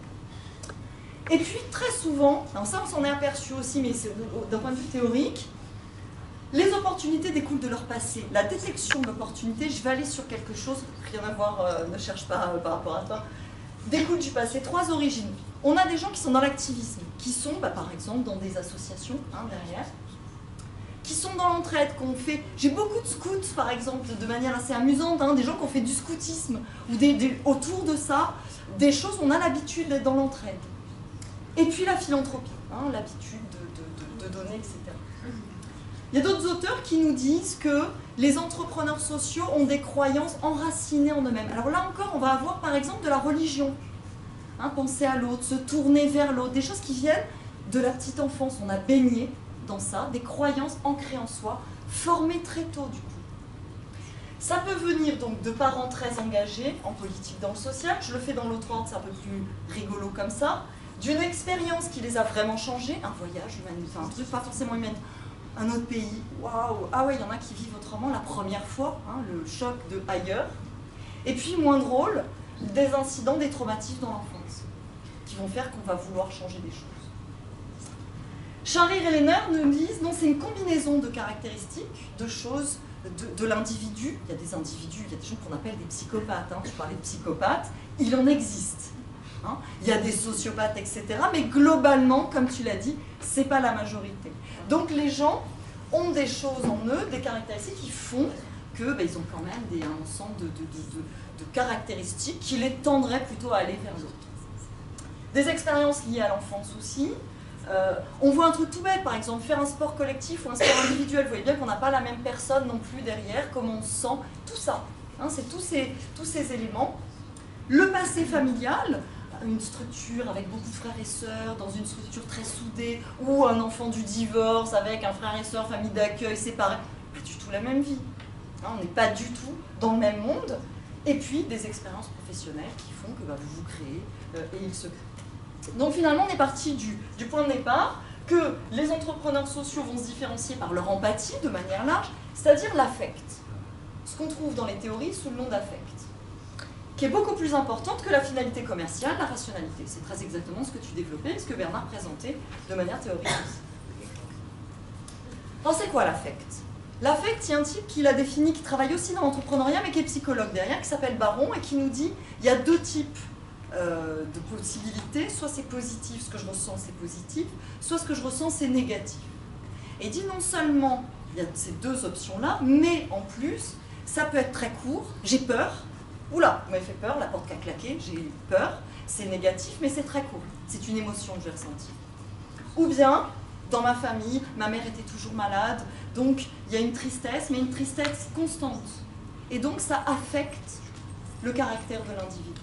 D'accord? Donc ce sont ces 2 dimensions-là, les émotions qui vont être plus passagères, de courte durée, positives ou négatives, et puis ce qu'il appelle, lui, tout ce qui est le dispositional, qui va être l'état général, hein, des choses qui vont faire que les gens vont avoir des tendances plus stables, et c'est ce qu'on va définir avec par exemple l'optimisme versus le pessimisme. Ok? C'est clair pour vous? Ça c'est globalement tout l'affect. Ce qu'ils ont montré derrière, pour trouver une opportunité aussi, donc je vais de l'autre côté, pour trouver, découvrir et exploiter une opportunité, c'est un processus cognitif qui passe par le cerveau, la connaissance, la compréhension, attends, tiens ça, ah, la révélation, vous savez, le « ah ouais !» Mais ça part pas de nulle part, il y a tout un process dans la tête qui vient de ce que vous avez vécu, le « ah ouais !» qui arrive à l'idée qu'on peut formaliser, et puis derrière l'entrepreneuriat tel que tu le décris, je monte ma boîte, etc. Le moment du « ah ouais !» c'est tout le processus cognitif derrière, le truc qui se met en place, la révélation, le eureka. Tout ça, c'est influencé, on le sait aussi, il y a d'autres choses, mais on va rester simple. Le capital humain, tout ce qui est background, tout ce que vous portez derrière vous, votre personnalité, les formations, les expériences, et le fameux social, le capital social, avec les liens, faibles ou forts, les cercles et les réseaux sociaux. Quand je parle de réseaux sociaux, je ne suis pas sur du numérique, hein, je suis vraiment sur de la constitution de groupes au départ. Pour un entrepreneur, ça peut être faire partie d'un club d'entrepreneurs, etc. Et là, on lit les 2. On dit, ok, nous, ce qu'on cherche, c'est si l'affect a un effet sur la découverte de l'opportunité. si cet affect va influencer la reconnaissance de l'opportunité entrepreneuriale. Est-ce que l'affect et les capitaux humains et sociaux d'un individu vont avoir une influence sur le choix de l'opportunité? Est-ce que ça vient parce que c'est mon passé qui me fait comprendre ça? Le terrain, Ashoka. Ashoka, quand on l'a travaillé, vous connaissez Ashoka, Bill Drayton, qui a créé donc en 80. Contexte, c'est ce que Bernard présentait tout à l'heure, contexte des États-Unis. Les États-Unis, c'est-à-dire qu'on n'a pas l'État-providence, à un moment donné, il fallait aller aider. On est dans une autre dimension aussi, une autre façon d'aborder le monde. Alors nous, quand on a travaillé en 2010, il n'y avait que 2000 fellows, ils sont 3000 quasiment aujourd'hui. 60 pays, ils sont à peu près 82 pays aujourd'hui. Donc ça va à une vitesse exponentielle. Vous vouliez qu'on parle des secteurs d'activité à Ashoka, on a un petit peu les secteurs sur lesquels ils sont. Donc ça, sur les 1960 qu'on a répertoriés, nous, sur lesquels on a travaillé, il y en a surtout dans tout ce qui est droits de l'homme autour, lutte contre l'exclusion, etc. Ensuite, on va être sur le développement économique, l'engagement citoyen, l'éducation, la santé et l'environnement. Et on retrouve là des parallèles avec les secteurs d'activité de l'économie sociale et solidaire. Ashoka a un processus de sélection des fellows qui est super intéressant. Ils ont ce qu'ils appellent le knock-out, le knock-out test. Premier point de départ. Vous balancez votre idée, si ça passe pas, donc vous avez un jury qui vous pose des tas de questions. Si ça passe pas, vous arrêtez là. Il faut que l'idée soit complètement nouvelle pour résoudre un problème social avec un vrai changement. Deuxième étape, il faut de la créativité. Créativité, ils veulent un visionnaire, un leader, mais un visionnaire. Mais pas juste un visionnaire, pas juste un mec qui dit « j'ai une idée, j'ai vu ». Non, quelqu'un qui a une idée, mais qui transforme cette vision en réalité. Ça aussi, c'est quelque chose de fondamental. Des qualités entrepreneuriales, évidemment, c'est pas juste parce que vous avez une idée ou que vous voyez comment le faire, il faut être un entrepreneur. Ça revient au début, il faut avoir tout ce que vous avez appris derrière, tout ce qu'il fallait que le groupe apprenne pour travailler, il faut de l'entrepreneuriat. Leader impliqué avec des opportunités de changement et d'innovation. L'idée, pour être fellow Ashoka, il faut que ça transforme, dans l'idée c'est le monde, en vrai, dans changement significatif dans un domaine, la rupture, la notion derrière de rupture, au niveau national, à minima, à un niveau régional, encore une fois, entre la France et une région d'Inde par exemple, on n'est pas sur la même dimension non plus, donc là aussi, il faut rester sur du contextuel. Et puis, une fibre éthique. Éthique au sens où il faut que la personne, quand elle présente son projet, elle inspire automatiquement, immédiatement et sans aucun doute une confiance instinctive, émotionnelle et rationnelle, les deux. On a envie, on prend cette personne. D'accord? Donc ça, c'est les 5 critères sur lesquels ils se basent. À partir de ces 5 critères, vous allez sur le site ashoka.org et vous avez un portrait des personnes avec la nouvelle idée, le problème, la stratégie et la personne. Donc nous, on a fait une aspiration de l'ensemble, on a récupéré les 1960 personnes, on l'a passé dans un logiciel de traitement de données qualitatif qui s'appelle Tropes. Qu'est-ce qu'on a trouvé? Et là, c'est assez magique sur ce qu'on a trouvé. On a trouvé, alors certains auraient pu dire on a trouvé ce qu'on aurait voulu trouver, mais finalement les théoriciens ne s'étaient pas tellement trompés, notre intuition n'était pas mauvaise du tout. On a trouvé déjà que 167 thèmes ont émergé. Dans ces 167 thèmes, le premier thème qui est sorti, c'est l'éducation. Entrepreneuriat social, très souvent les étudiants, quand je pose la question, ils ont envie d'aller sur des projets aussi autour de l'éducation, autour derrière des jeunes, ou parlent de leur éducation, mais derrière cette notion, il faut parler des femmes, l'empowerment passe par l'éducation, etc., etc. Donc c'est quelque chose de fondamental. Ensuite arrive le groupe social, la famille. On est vraiment sur des choses autour du background. Attention, il y a un biais, ils parlent quand même d'eux et de leur personne, donc évidemment on retrouve ces dimensions. Mais ce qui nous a vraiment scotché, c'est que dans les 20 thèmes qui émergent, il y avait le behavior, le comportement et les émotions qui arrivaient, et la cognition. On avait tous nos mots, de manière hallucinante, tout était remonté vraiment pour montrer, alors après on l'a interprété évidemment. Je vous donne un exemple. À chaque fois je vais vous montrer l'éducation, 15 000 occurrences. 15 000 occurrences, 15 000 fois ça revient dans leur discours. Le logiciel fonctionne d'une manière, c'est-à-dire qu'autour d'éducation, par exemple, il va ranger les écoles, collèges et universités, les étudiants, etc. Lui, il va les chercher. Il prend les mots et il les remet ensemble. Donc, l'éducation, c'est l'éducation et l'apprentissage, mais c'est également ce qu'on appellerait de la formation continue, hein, c'est-à-dire le travail, ce qu'on apprend, le learning on the job.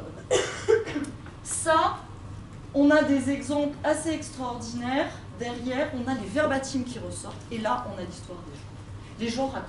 Alors, c'est tout en anglais, parce que derrière, c'est Ashoka International, mais Alba, après avoir eu sa majeure en philosophie, a commencé à travailler très tôt avec un groupe qui s'appelle les Nambigora. Donc, par rapport à ses études, elle a travaillé avec un type de communauté. Lui, il a travaillé il était dans une pêcherie familiale. Il a eu un premier diplôme, il est devenu teacher. Au bout d'1 an et demi, il a arrêté, il est retourné dans le travail dans le développement durable. À chaque fois, on a ces histoires autour de gens qui font des études, et soit qui abandonnent parce que ça ne correspond pas à ce qu'ils veulent, soit qui vont former les autres, qui font ces études pour former les autres. Là, on a l'histoire de quelqu'un qui commence la médecine, qui arrête, qui part chez les jésuites, qui travaille avec les pauvres, et qui se rend compte qu'il a fait une connerie d'arrêter médecine parce que c'est en étant médecin qu'il aurait pu les aider. Donc il retourne à l'école, il finit médecine et il revient aider les pauvres. Deuxième exemple, les groupes sociaux, le capital social. Donc évidemment le terme capital social revient, mais le mot, les gens. Les gens importants, les professionnels, les citoyens, les équipes, la population, les adultes. Alors on a très peu, le féminisme apparaît un petit peu, les gangs. Hein, de temps en temps, on a ces notions, on va le voir derrière, de ce qui arrive. Et on commence à voir ce qui a fait qu'ils sont allés travailler sur tel ou tel domaine.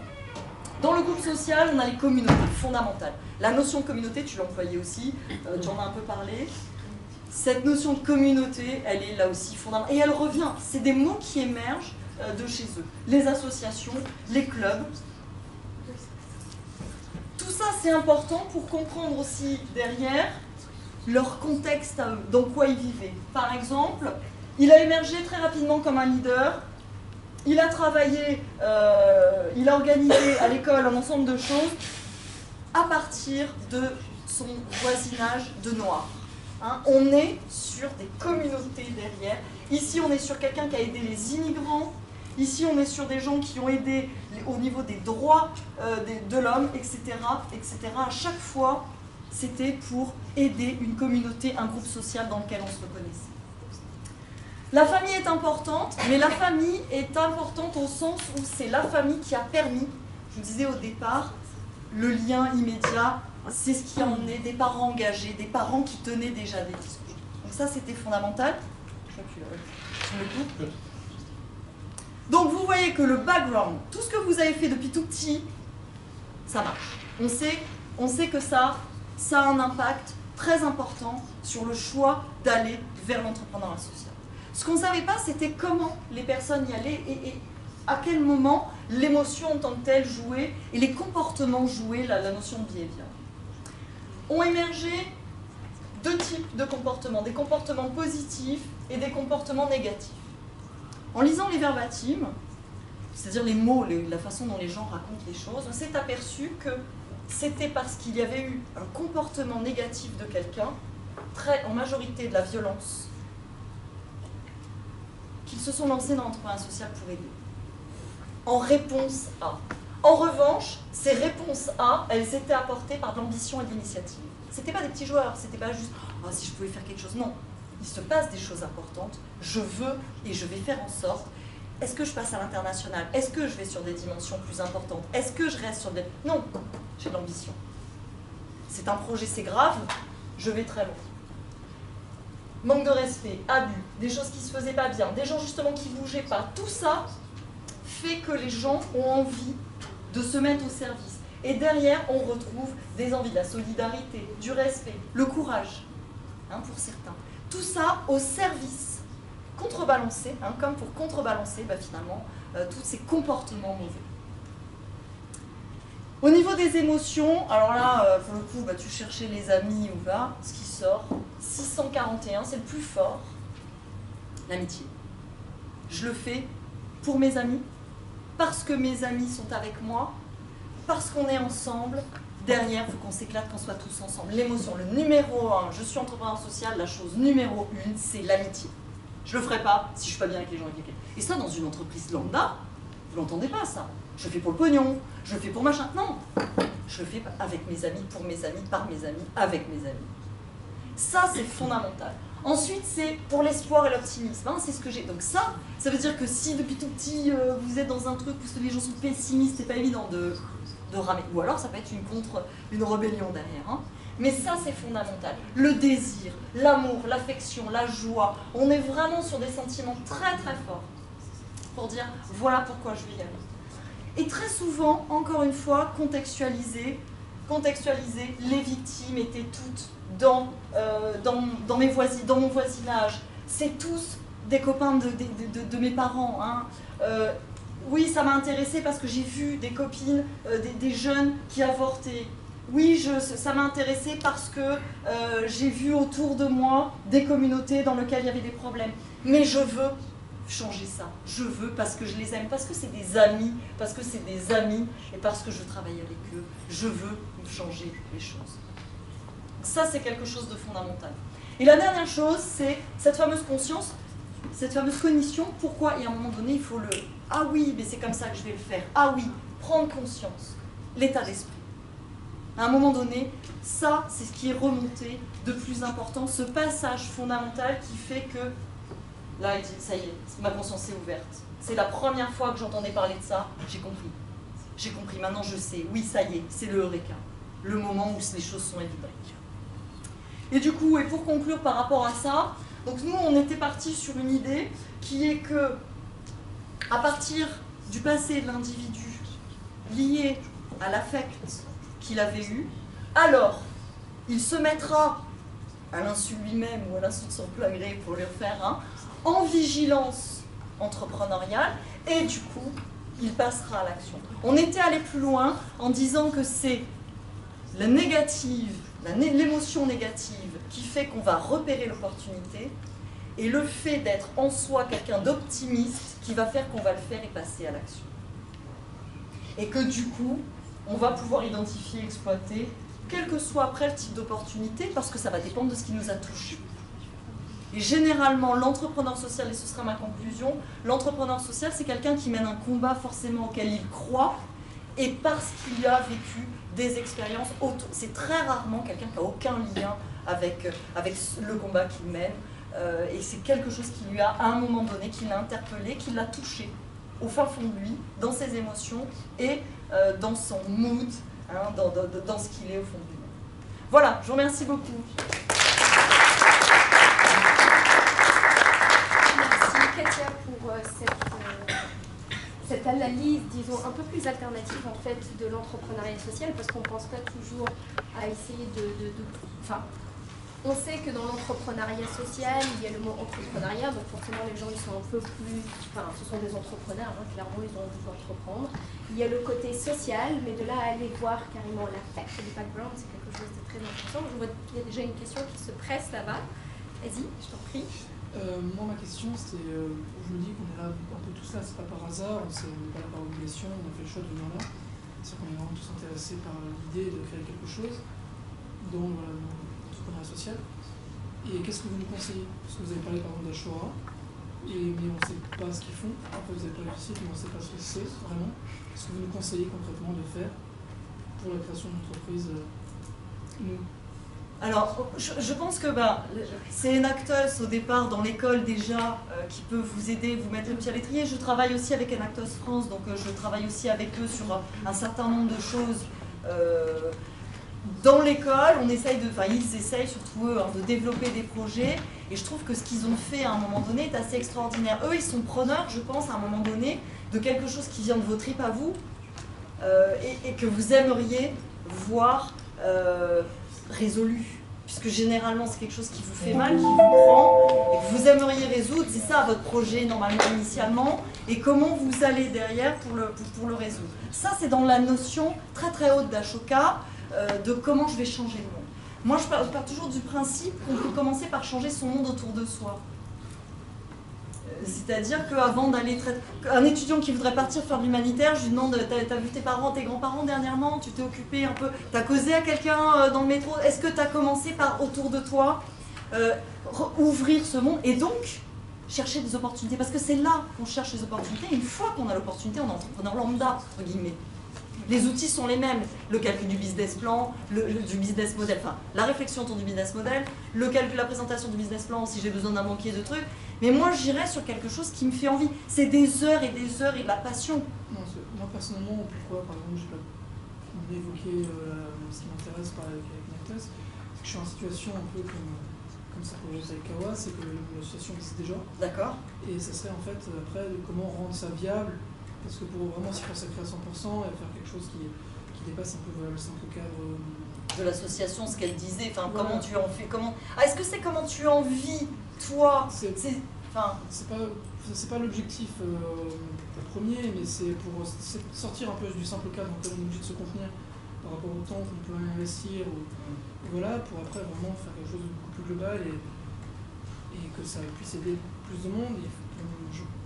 Il faut certainement se tourner vers un système qui est plus entrepreneurial. Alors, je pense par exemple à Ashoka. Ashoka, tu pourrais arriver avec un projet aussi, en leur demandant à un moment donné si eux ils peuvent t'aider. Il y a Ashoka France avec des gens comme ici, il y en a 2 qui sont venus. Il faut venir aussi dans ces réunions-là. Il y a Saïd Amouche qui est venu et il y a Pierre Rabhi qui était là il y a même pas 15 jours, 3 semaines ou un mois, je sais pas, le temps passe tellement vite. Il y a plein de gens comme ça, il faut saisir ces opportunités aussi de les rencontrer. Parce que c'est ces gens-là qui, à un moment donné, vont donner 2-3 contacts en disant bah tiens, tu peux voir un tel et un tel, viens voir ce qu'on fait nous. Ou peut-être d'autres entrepreneurs qui vont dire à un moment donné bah viens voir ce qu'on fait, viens voir comment on a fait. Je suis pas sûre que là, nous, les profs, on soit les mieux armés. Là où on est plus armés peut-être, c'est pour vous aider à discuter de votre business model, à vous aider en disant aller chercher d'autres trucs. Avec Bernard, on a aussi des réseaux, mais il faut qu'on ait quelque chose d'un peu structuré pour vous aider derrière. Partir, moi c'est pour ça que je te faisais en 2 temps. Premier temps, si tu n'as eu pas d'idée, etc., c'est partir sur des trips. Deuxième temps, si tu as déjà un projet qui tourne, bah c'est la phase après de classique en entrepreneuriat, d'évolution. C'est comment la croissance, comment je passe de quelque chose d'embryonnaire à quelque chose de réel et qui vit par lui-même. Je permets d'envoyer la balle à des entrepreneurs dans la salle, mais voilà, c'est ça à mon avis l'idée. Il y a ces 2 phases, ces 2 temps. Et après, c'est à plein temps. Enfin, je veux dire, si tu veux, c'est du plein temps, c'est du 2000%. Je sais bien, c'est pour ça que parce que moi, je suis en première année en CBachelor, j'avais envisagé de postuler pour la business sensory. Oui, tout à fait. Première chose, ouais. Mais... Et on a que 18 mois pour créer cette entreprise, et il faut qu'à la fin, ça soit absolument créé. Non, alors je vais te rassurer, on est en train de retravailler là-dessus, on monte un parcours d'excellence sur l'entrepreneuriat. Donc je vais te répondre, alors pour le coup, très prof. On est en train de monter un parcours d'excellence, Master 1, Master 2, entrepreneuriat, dans lequel on sera en lien avec la business et puis des coachs professionnels pour vous aider à développer ça. Et moi, je voulais monter justement plusieurs thématiques en Master 2 pour pouvoir que les étudiants travaillent en stage, voire en césure sur leur projet. Donc là, je te réponds très spécifiquement par rapport à ta question. Je rajouterai une chose sur la problématique du financement. Il faut savoir qu'avec l'école, on a un fonds qui est Etomed, dont j'ai parlé tout à l'heure, qui dispose de fonds pour financer l'amorçage, uniquement sur des critères différents. Et on a de très bons contacts avec l'ESIA. L'ESIA, c'est la filiale régionale de la CIFAC, la Société d'investissement de France Active, qui dépend de la Caisse des dépôts et consignations et qui est là pour financer des projets d'entrepreneuriat social et solidaire, quelles que soient les définitions et le débat que nous pouvons avoir autour des termes. Donc là aussi, de formaliser, on peut vous faire rencontrer des gens qui évaluent tous les jours, qui accompagnent tous les jours et qui sont impliqués tous les jours dans ces dispositifs-là, avec des financements à la clé. Donc c'est en bonne voie à l'école de se structurer de manière plus officielle et plus visible. Je t'entends sur le fait que pour l'instant c'est un peu pas pratique et ça devrait devenir quelque chose qu'on va beaucoup plus mettre en avant. D'autres questions? Oui, vous avez dit que souvent les entrepreneurs sociaux c'était des gens qui avaient eu par leur passé une expérience qui les avait marqués et qu'à un moment donné ils avaient cette prise de conscience et qui se disaient bon bah voilà, moi ça je l'accepte pas donc je veux le changer. Et vous avez dit avec un peu d'optimisme ils jettent à l'eau et ils se lancent dans l'entrepreneuriat social. Mais je voulais savoir qu'est-ce qui fait vraiment la différence parce que clairement je pense qu'on sait tous ici que l'entrepreneuriat social c'est quelque chose notre vie à plein temps, et qui n'est pas forcément facile financièrement, tout ça. Et qu'est-ce qui fait vraiment la différence entre la prise de conscience et vraiment le fait de se lancer dans l'entrepreneuriat social et vraiment d'en vouloir en faire son métier? Enfin, est-ce qu'il y a d'autres facteurs ou d'autres... parce qu'il n'y a pas forcément que j'imagine qu'il y a beaucoup de gens qui se rendent compte que les choses ne vont pas bien, mais qui ne vont pas forcément passer le pas. Je pense qu'il faut vraiment être touché déjà. Enfin, moi, je travaille beaucoup sur le handicap aussi. Et très souvent, les gens qui lancent des choses dans le handicap sont des gens qui ont été confrontés pour de vrai au handicap. C'est-à-dire que ce n'est pas quelque chose qui est loin, c'est quelque chose qu'on a vécu, sur lequel on veut aider parce qu'on sait qu'il y a, si on ne le fait pas nous, il n'y a personne d'autre qui le fera. Et je pense que ce passage, cette différence du passage, c'est le moment où tu dis, bon, je ne peux pas continuer comme ça. Je pense qu'à l'intérieur, il y a un moment où on ne peut plus continuer, quoi. Et donc tout est relégué, je pense qu'au départ tout est relégué au deuxième plan. En revanche, ce qui est très important dans cette différenciation, qui n'est pas à la française dans l'association, c'est de dire attention, il faut que ça vive. Et il ne faut pas qu'on dépende trop. Moi, pendant très longtemps, j'ai eu ce débat avec des collègues anglo-saxons où nous, on attendait les subventions pour faire des trucs. Tu vois, ça aussi, c'est fondamental de dire l'entrepreneuriat social, c'est un entrepreneur comme les autres avec une autre envie. Mais il a les mêmes objectifs, il doit derrière aller chercher suffisamment pour que ça tourne. Et là, du coup, c'est la différence entre un bénévole qui va faire ça à côté et puis quelqu'un qui, à l'inverse, va être finalement presque tout le temps bénévole. Oui, qui va vivre, entre plein de guillemets, de son bénévolat. Hein, c'est-à-dire qu'à un moment donné, c'est le bénévolat qui fait qu'il va manger, qu'il va se nourrir, mais c'est le principe que Bernard Parent rappelait dans l'économie sociale et solidaire, c'est-à-dire qu'à un moment, au niveau des salaires, c'est extrêmement limité. Donc, de toute façon, on est sur des dimensions, par rapport à certains groupes, pour des étudiants qui sont parfois, pour eux, ça leur fait un peu bizarre, mais c'est vrai qu'on en vit très bien, avec plus que le SMIC français largement, on est complètement d'accord. Hein.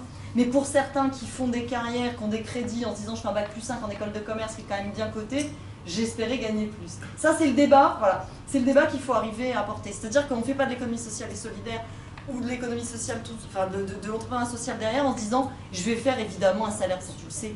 Donc à partir de là, c'est de combien j'ai besoin et une fois que j'ai enlevé ça, tout le reste c'est pour la boîte, quoi.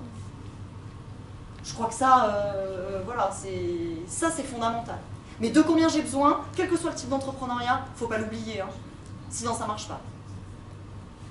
Il faut payer son loyer, il faut payer son repas, il faut vivre malgré tout. Hein. Est-ce que tu ne penses pas que ça dépend en fait de l'ambition de l'entrepreneur? Parce que d'après ce que j'ai compris, je ne suis pas une spécialiste de la question, je suis comme tous les étudiants ici, j'apprends. Mais la différence entre l'entrepreneuriat social et l'entrepreneuriat classique, c'est que les entrepreneurs sociaux, quand ils vont dégager du profit, au lieu d'aller rémunérer des actionnaires, parce que c'est un peu le schéma classique désormais dans les entreprises, eh bien on va réinvestir cet argent dans notre propre entreprise.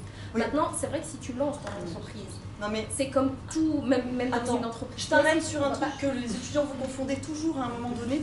Tu pars sur un postulat qui est erroné au départ en disant l'entrepreneur va donner des dividendes à des actionnaires. Il n'en a pas d'actionnaires au départ, c'est ça? Bon, non, mais il n'en a pas. Attention à ça, voilà. C'est ce que j'allais dire. Je veux dire, c'est vrai que quand tu commences, c'est différent parce que tu te lances. Et là, c'est comme toute entreprise, que ce soit une entreprise nationale ou une entreprise classique, tu commences avec peu, mais il faut t'accrocher. Ensuite, et c'est là où je voulais justement que les étudiants ne fassent pas l'amalgame, tu ne vas pas manger des pâtes toute ta vie, tu es quand même un entrepreneur. Il ne faut pas se dire, j'aimerais bien faire de l'entrepreneuriat social, mais bon, franchement, si c'est pour galérer toute ma vie, non. Il faut se dire aussi, ça dépend des ambitions. Je crois que c'est pas la dimension galérer, c'est-à-dire que tu vis de ta passion et qu'à un moment donné, au lieu de dire est-ce que j'ai envie d'un truc, de quoi j'ai envie, parce que je vis, c'est ça que je veux vivre, quoi. C'est-à-dire que j'ai pas... Le monde est différent. Quand tu vas dans l'entrepreneuriat social, ton monde est différent. C'est-à-dire que l'entrepreneur lambda... Pour moi, les étudiants, quand j'ai beaucoup de mal, quand je leur demande, quand je débute mon cours, c'est quel est votre entrepreneur préféré? Et je vois arriver Jobs une fois, 2 fois, 100 000 fois. Ils veulent tous être Steve Jobs. Quand j'ai fini mon cours, les mecs vont dire « Ah, François Marty, il est quand même pas mal. » François Marty, personne quasiment ici sait qui c'est.